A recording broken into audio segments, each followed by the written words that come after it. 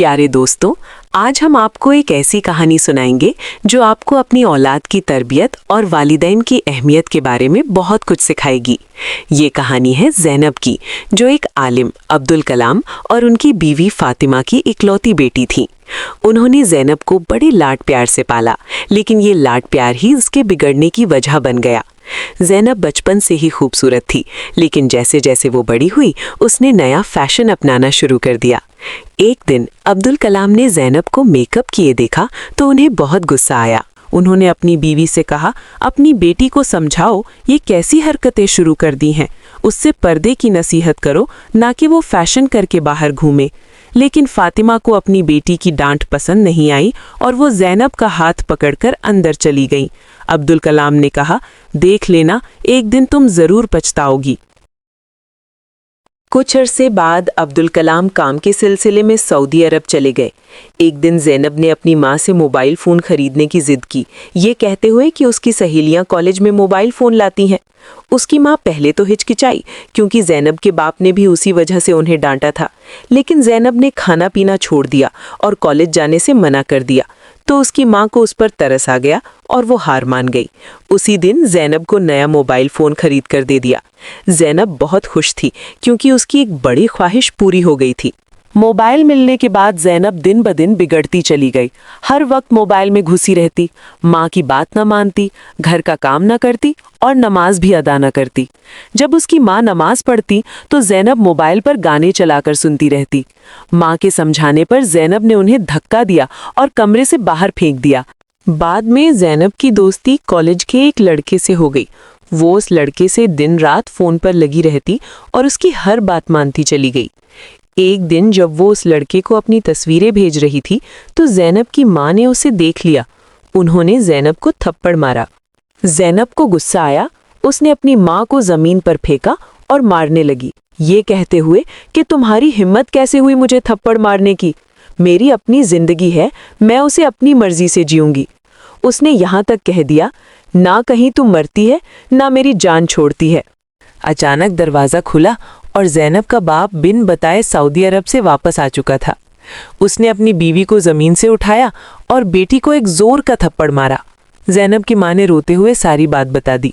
अब्दुल कलाम ने कहा, अब क्यों पछता रही हो, ये सारा तुम्हारी ही गलती का नतीजा है।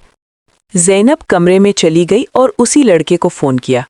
उस लड़के ने उससे और भड़काया और कहा कि अगर तुम मुझसे बात करती हो तो क्या गुनाह करती हो। उसने ज़ैनब को रकम लेकर भागने पर मजबूर किया। ज़ैनब घर से सारा जेवर और पैसा लेकर रात को चुपके से भाग गई। लड़के ने उसका सारा सामान पकड़ा और कहा कि वो गाड़ी का इंतज़ाम करता है, लेकिन वो कभी वापस नहीं आया। ज़ैनब वहाँ रात भर इंतज़ार करती रही। एक बुजुर्ग ने उसे देखा और उसकी कहानी सुनी। उन्होंने ज़ैनब को समझाया और कहा कि फजर से पहले घर लौट जाए, ताकि उसके वालिदैन की इज्जत बच जाए। ज़ैनब ने ऐसा ही किया और चुपके से घर वापस आ गई। सुबह जब माँ ने घर में पैसा और जेवर गायब देखा तो रोने पीटने लगी, लेकिन ज़ैनब के दिल में फिर भी कोई शर्मिंदगी नहीं थी। एक दिन उसी लड़के का फ़ोन आया। उसने ज़ैनब से पैसों की मांग की और धमकी दी कि वो उसकी तस्वीरें लोगों को दिखा देगा, लेकिन ज़ैनब के पास पैसा नहीं बचा था। उस लड़के ने ज़ैनब की सारी तस्वीरें उसके रिश्तेदारों और दोस्तों में शेयर कर दी। जब ज़ैनब के बाप को ये तस्वीरें देखने को मिली और लोगों ने तरह तरह की बातें की, तो वो ये सब बर्दाश्त ना कर सके और सदमे से वहीं दम तोड़ गए। लेकिन ज़ैनब फिर भी अपनी हरकतों से बाज ना आई। अब वो क्लब जाना शुरू हो गई। उसकी बेवा माँ उसे बहुत समझाती रही, लेकिन ज़ैनब बिल्कुल बिगड़ चुकी थी। रात को भी वो देर से आना शुरू हो गई, क्योंकि अब बाप का साया उसके सर पर नहीं था। उसे घर की कोई फिक्र नहीं थी। उसने अपनी तालीम भी अधूरी छोड़ दी। उसकी माँ बहुत परेशान थी कि ज़ैनब का मोबाइल फ़ोन बंद रहता है और वो रात तक बाहर रहती है। ज़ैनब की माँ ने उस पर नज़र रखने के लिए घर के बाहर एक सीसीटीवी कैमरा लगवा दिया और रोज़ाना उसकी रिकॉर्डिंग देखती थी कि ज़ैनब रात को कितने बजे घर आती है। ज़ैनब अपनी माँ की इस हरकत से बहुत गुस्से में थी और उसने उनसे झगड़ना भी शुरू कर दिया कि तुम अपनी बेटी पर शक कर रही हो। एक दिन ज़ैनब अचानक गायब हो गई। उसकी माँ कई दिन तक उसका इंतज़ार करती रही, लेकिन ज़ैनब वापस नहीं आई।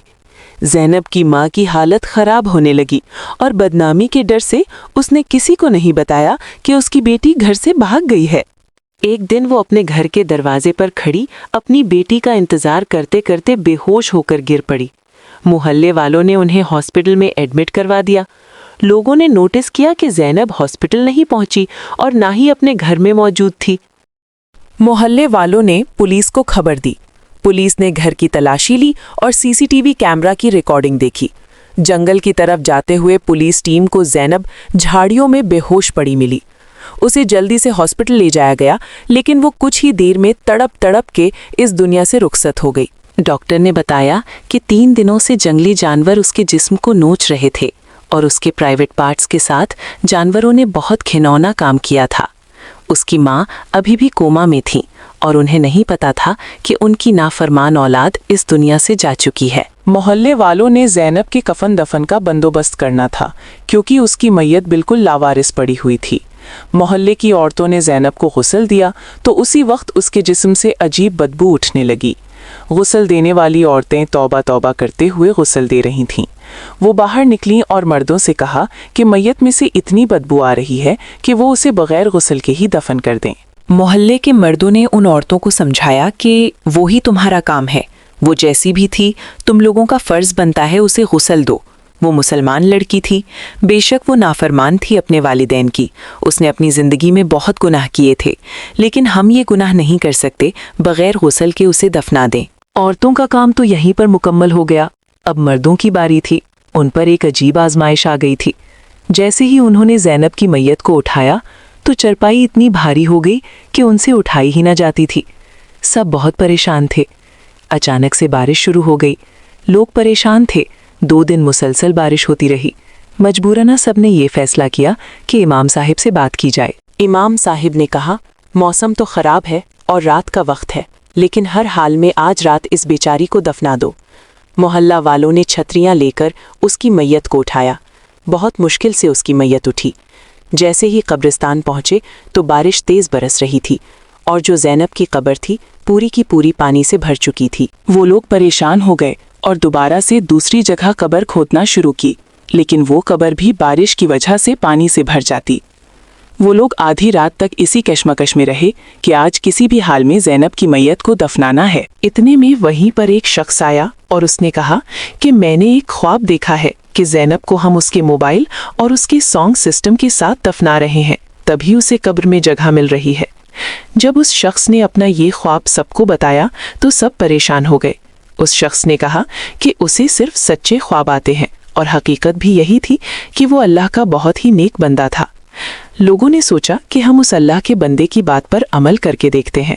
लोग उसके घर से उसका मोबाइल और उसका सॉन्ग सिस्टम उठाकर लाए और ज़ैनब की मैयत के ऊपर रख दिया। फिर एक और जगह उसकी कब्र खोदी गई। अब पानी थोड़ा कम हो चुका था, बारिश थम चुकी थी और बड़ी मुश्किल से ज़ैनब को जगह मिली। ज़ैनब को कब्र के अंदर रखा गया और कब्र में ही उसका मोबाइल और उसका सॉन्ग सिस्टम भी रखा गया। सबको बहुत अजीब लग रहा था, लेकिन सबको लग रहा था कि ये उसकी इबारत का वक्त है। जिन चीज़ों से उसने ज़िंदगी में मोहब्बत की और उन चीज़ों की वजह से उसने वालिदैन की नाफरमानी भी की, तो ये चीज़ें वो दुनिया में छोड़कर नहीं जा सकती। फिर अचानक ही एक शख्स की चीख बुलंद हुई। उसने कहा, देखो इस लड़की की ज़बान बाहर आ गई है और उसके कानों से कीड़े निकलने लगे हैं। ये मंजर इस कदर खौफनाक था, वहाँ पर तमाम मौजूद लोग चीखने लगे, चिल्लाने लगे। उन्होंने कहा, इस पर तो मिट्टी डालने से पहले ही इस पर अजाब नाजिल हो चुका है। जल्दी करके इस पर मिट्टी डाल दो और यहाँ से भाग चलो। ऐसा ना हो कि इसका अजाब हम सबको लपेट में ले ले। अहले मोहल्ला ने उसकी कब्र पर मिट्टी डाल दी और फौरन से वहाँ से भाग निकले। औरतें तौबा इस्तग़फ़ार पढ़ने लगी। इमाम साहिब से जब इस बात का जिक्र किया तो इमाम साहिब ने ज़ैनब की मग़फ़िरत के लिए कुरान ख़वानी रखवाई और सब ने 3 दिन तक ज़ैनब की मग़फ़िरत के लिए दुआ की। इतने में उसकी माँ को होश आया तो उसने सारी हकीकत बता दी। उसकी माँ रोने लगी और सब ने उसकी माँ से कहा, तुम अपनी बेटी को माफ़ कर दो तो अल्लाह भी उसे माफ़ कर देगा, वो बहुत अजाब में है। ज़ैनब की माँ बहुत रोने लगी और उसने अल्लाह के हुजूर सजदे करके अल्लाह से अपनी बेटी के लिए मग़फ़िरत तलब की और कहने लगी, ए अल्लाह रब्बुल इज़्ज़त, वो मेरी नाफरमान बेटी थी। ए पाक परवरदिगार, तू उसकी मग़फ़िरत फरमा, क्योंकि मुझ में ही तो कमी थी, मेरे से उसकी तरबियत करने में कमी ही हो गई थी। मैंने उसको इतना लाड प्यार दिया, और उसकी ये जिंदगी मेरे लाड प्यार का नतीजा ही थी जो बुरी गुजरी। जब उसकी माँ ने उसको माफ़ कर दिया तो फिर इमाम साहब ने कहा, तुम लोग ज़ैनब की कब्र खुदाई करो और वो सॉन्ग सिस्टम और मोबाइल वहाँ से निकाल दो। ये सही तरीका नहीं है, इस तरह मैयत को नहीं दफनाना चाहिए था। तुम लोगों को पहले मुझसे ये बात पूछ लेनी चाहिए थी। इमाम साहब के कहने पर मोहल्ला वाले दोबारा कब्रिस्तान गए। अब धूप निकल चुकी थी और कब्रिस्तान की ज़मीन खुश्क थी। उन्होंने कब्र कुशाई शुरू कर दी और देखा तो कब्र ठीक ठाक थी। उन्होंने कब्र में मौजूद मोबाइल और सॉन्ग सिस्टम बाहर निकाला और अल्लाह के हुजूर तौबा किया। कब्र में ज़ैनब के साथ उन लोगों को ये सब चीज़ें नहीं दफनानी चाहिए थी।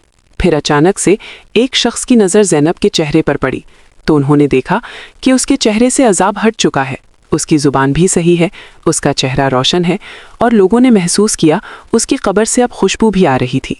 वापस आकर उन्होंने इमाम साहब से ये माजरा बयान किया तो इमाम साहब ने कहा, ये उसकी माँ की दुआ थी जो कबूल हो गई, क्योंकि माँ की दुआ को जन्नत की हवा इसलिए कहा जाता है, जब वो औलाद को लग जाए तो जन्नत की हवा की तरह ही लगती है, और ज़ैनब को उसकी माँ की दुआ लग चुकी थी।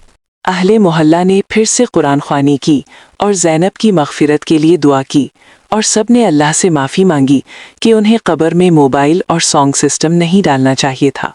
आले मोहल्ला को एहसास हो गया था कि उन्होंने ये काम करके बहुत बड़ा गुनाह कर दिया, कब्र की और मैयत की बेहुरमती की।